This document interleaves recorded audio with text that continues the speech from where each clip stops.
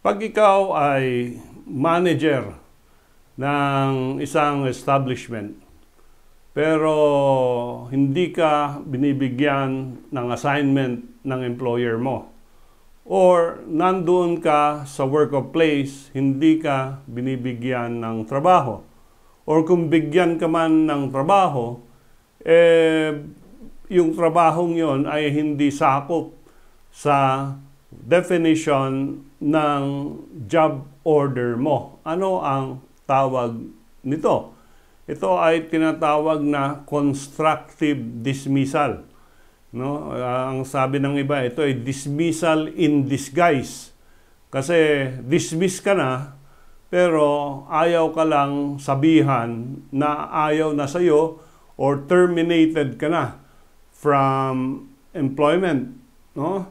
And itong dismissal na ito ay dinefine ng ating Korte Suprema sa kaso ni Dimagan versus Dayworks United Incorporated.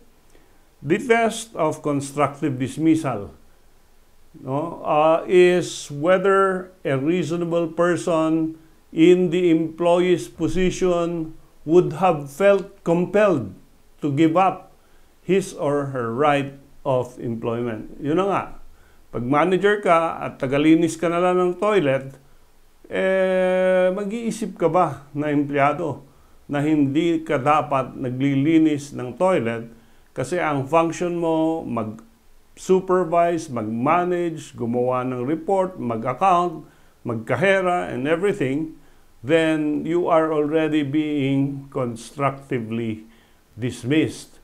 The constructive dismissal na sinasabi natin dito, yung employee ceases to work on his function.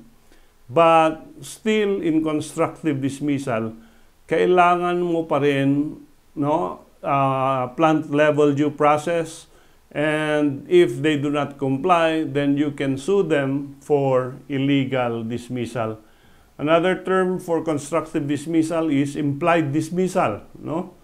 Kung ikaw ay may nagtatrabaho sa branch ng Baguio at nilipat ka kagad sa Tawi-Tawi, may ibig sabihin nun, you better resign from your position.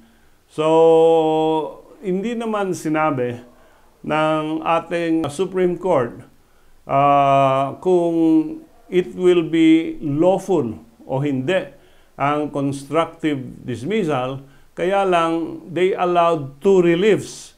Namely, you can sue for back wages, and reinstatement, or you can sue kung ayaw mo na nang bumalik sa kumpanya, you can ask for separation pay. At ito yung Cornworld Breeding System Corporation versus Court of Appeals.